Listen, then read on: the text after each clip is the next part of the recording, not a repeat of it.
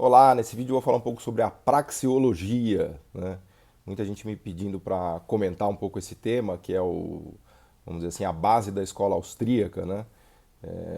Então acho que é importante a gente falar um pouquinho disso, né? Visitar um pouco essa discussão da praxeologia, né? Antes de mais nada, fazer um elogio a essa turma, porque realmente eu nunca imaginei que iria encontrar no YouTube discussões sobre filosofia da ciência e método, né? Método científico, que aliás é uma paixão minha, né? Eu, desde a minha época de mestrado, em 2000, 2001, eu estudo isso. Um dos capítulos da minha dissertação de mestrado foi sobre a metodologia e a filosofia da ciência para estudar o Douglas North, né? Que é um cara que ganhou o Nobel, acho que em 91 ou 93, né? Que é da economia das instituições, né? Então esse é um tema realmente fantástico, né? Começando pelo Nietzsche, né? Na Gaia Ciência, toda a discussão que ele faz da iconoclastia dele em relação à ciência, passando pelos filósofos da ciência do século XX, né? O Popper, o Kuhn, o Lakatos, ou talvez um dos mais legais de todos, o Feyerabend, que é um grande iconoclasta, né? Enfim, é um tema muito legal e eu só posso louvar essa ideia de discutir metodologia científica e filosofia da ciência na internet no canal do YouTube e uma galerinha jovem, tá? Então eu acho incrível, eu acho muito importante. Então eu queria fazer esse elogio. Agora vamos falar um pouquinho da praxeologia.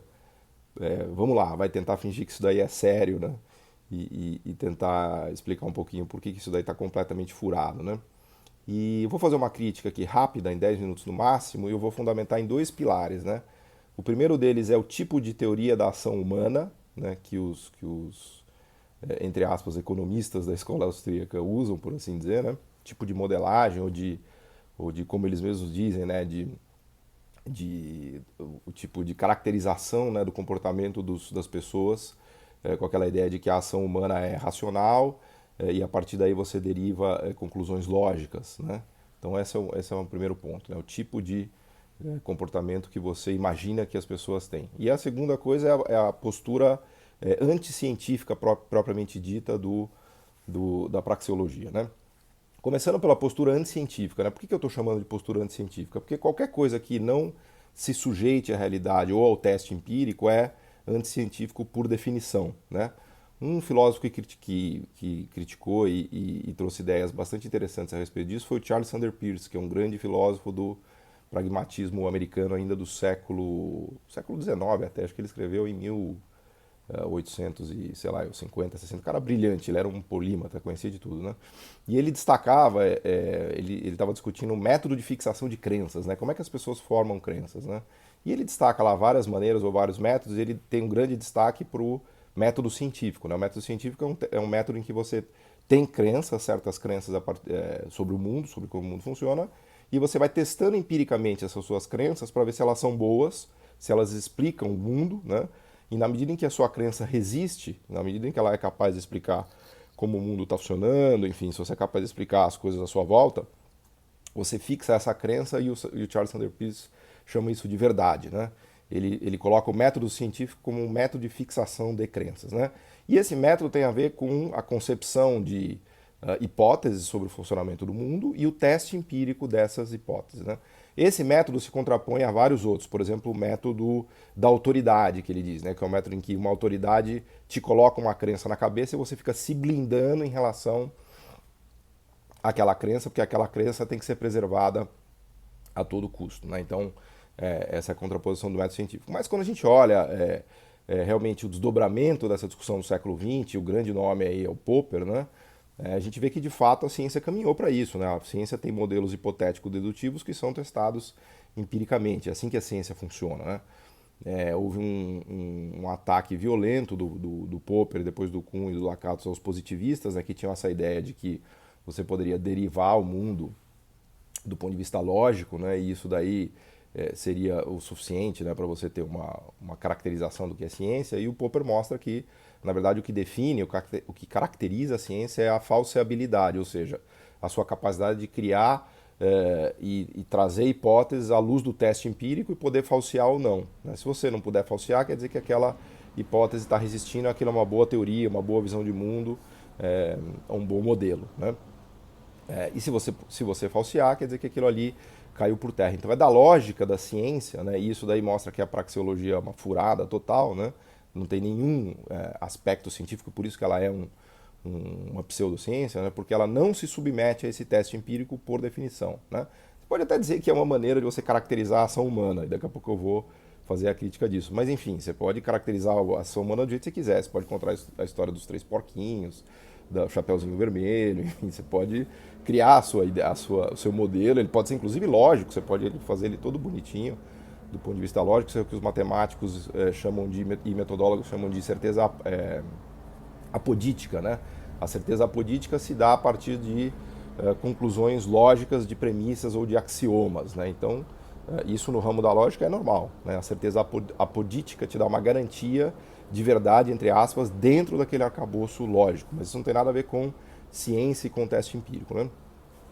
Depois os seguidores do Popper, né, que são principalmente o Thomas Kuhn, que escreveu um livro maravilhoso que é a História das Revoluções Científicas, e o Imre Lakatos, né, são grandes filósofos da ciência e metodólogos do século XX, eles vão, vamos dizer assim, melhorando essa ideia do Popper, da falseabilidade, eles mostram que a ideia do Popper é boa, mas ela é um pouco ingênua, porque o teste empírico, na verdade, ele não é tão simples assim, né? Não dá para você montar um teste empírico de maneira pura, né? Porque a própria base empírica que você vai usar para o seu teste, ela já está contaminada de teoria, né? O que eu quero dizer com isso? Pega em economia, por exemplo. Você pega o desemprego, fala, vamos fazer um teste empírico de se o desemprego baixo causa inflação, né? Que é o que os economistas chamam de curva de Phillips. Então a teoria diz que quando o desemprego está baixo, a inflação sobe, você chama essa relação inversa de curva de Phillips.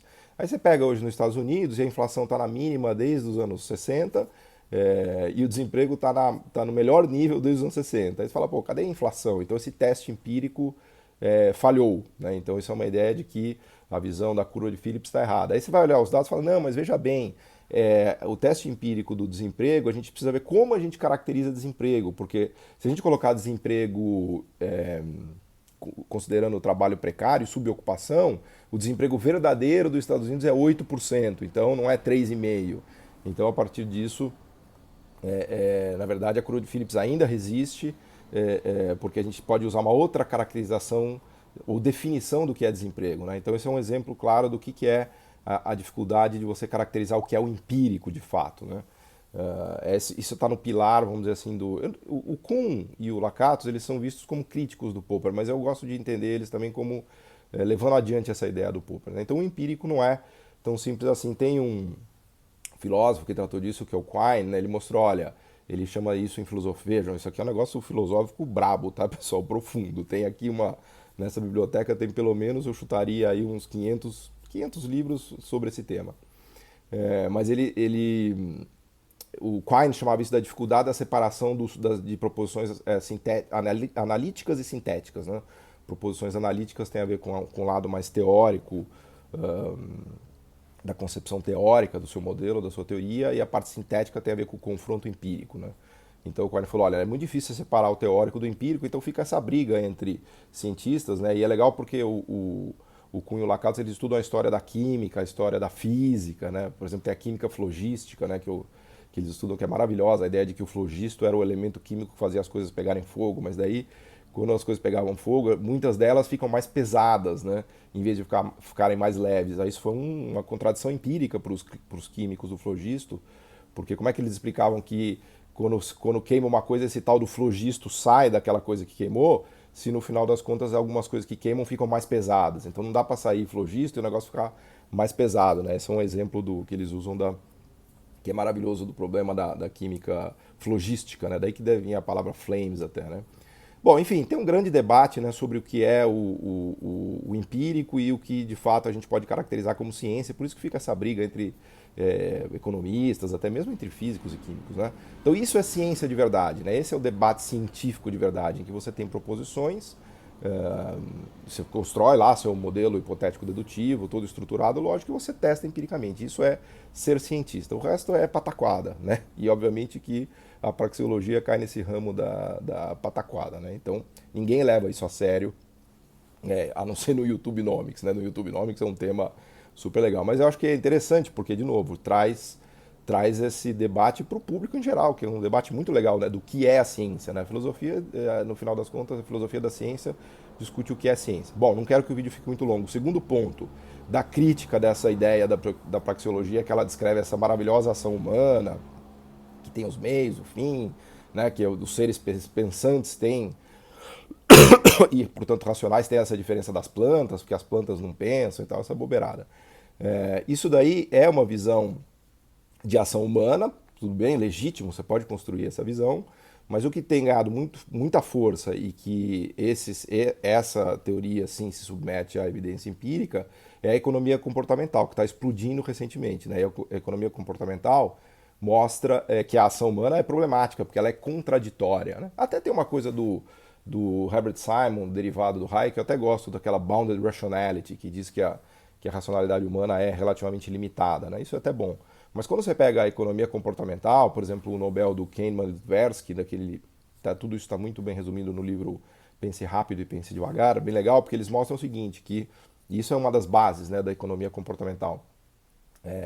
Eles mostram que a gente tem um sistema 1 e um sistema 2, né? Um sistema que é mais analítico, pensante e, portanto, racional, e um sistema que é mais rápido, que é o sistema límbico, que é o seu sistema de defesa, quase é o que a gente chama do cérebro reptílico, né? Veja, isso é uma teoria da ação humana que eu tô contando aqui, que os economistas da economia comportamental usam, né? Depois vou até fazer um vídeo mais longo sobre isso, que eu acho que é um tema legal.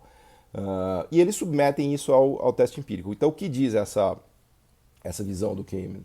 Ela diz o seguinte, que o seu sistema límbico, às vezes, ele assume o controle. Quando você está com medo, com muito medo, em situação de pânico, você desliga o sistema analítico, porque ele é um sistema lento, e você ativa o seu sistema límbico, porque ele é um sistema rápido, é um sistema de defesa.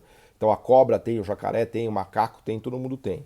E o sistema límbico, ele corta a sua parte do pré-frontal, que é o seu córtex pré-frontal, que é a sua parte pensante, ele te conecta diretamente com o seu sistema de ação corporal, injeta adrenalina no seu corpo e você toma atitudes rápidas e de defesa ou de ataque, né? Que eles chamam que são as duas respostas dos animais. Né? Os animais ou atacam ou correm. Né? Essa é a resposta padrão quando colocado em xeque, né? Ou em situação de dificuldade. Então, isso torna algumas ações humanas não racionais para os economistas comportamentais, mas não racionais no sentido de que elas ativaram o sistema límbico. Né? O sistema límbico ele tem uma racionalidade própria, que é uma racionalidade de sobrevivência, né? Que é o atacar ou correr. Né? Então essa é uma visão que eu acho maravilhosa da ação humana, gosto muito, estudei, escrevi sobre isso no meu blog, sempre falo no Twitter, no Facebook. Tem o Amos Tversky, né, que já morreu, são dois economistas israelenses. Na verdade são psicólogos, né, não são economistas. E o Kahneman, que é maravilhoso, recomendo ler esse livro dele, que é o Pense Rápido, Pense Devagar. E depois tem um outro livro muito legal do Michael Lewis, né, que é o grande escritor de finanças, escreveu o Big Short, que depois virou filme. Ele tem um livro maravilhoso também, que é o The Undoing Project, que acho que foi traduzido para o português, que ele conta a história de como o Kahneman escreveu esse livro, da economia comportamental. Enfim, é uma história maravilhosa também. Mas é isso, então eu queria fazer essas duas críticas, que do ponto de vista científico a praxeologia é uma furada completa, porque ela não se submete ao teste empírico, então acabou. Nenhum cara sério, nenhum cientista sério, nenhum filósofo da ciência, nenhum metodólogo vai levar a sério uma pataquada dessa. Né? E número dois, como teoria da ação humana, ela é muito obsoleta, porque a psicologia e a própria neurologia já avançou muito e mostra que a ação humana é muito mais complicada do que se imagina, né? Apesar dela ter intenção, motivação, os meios e tudo mais. Né? Então, realmente assim, praxeologia, que é o fundamento da escola austríaca, né? Se é que se pode chamar isso de uma escola, enfim, que tenha qualquer coisa minimamente relevante, né? Mas é uma furada total, né? E a praxeologia é uma furada total e a escola austríaca mais ainda. Apesar de que eu fiz um vídeo falando sobre coisas que eu gosto da escola austríaca, né? Fiz um criticando, falando que eu não gosto, né, da escola austríaca, e fiz um falando de coisas, de elementos que eu até gosto, principalmente do Hayek, né, que era o único economista de verdade ali, mais alguns outros que eu cito também, tá bom? Então fico por aqui, obrigado.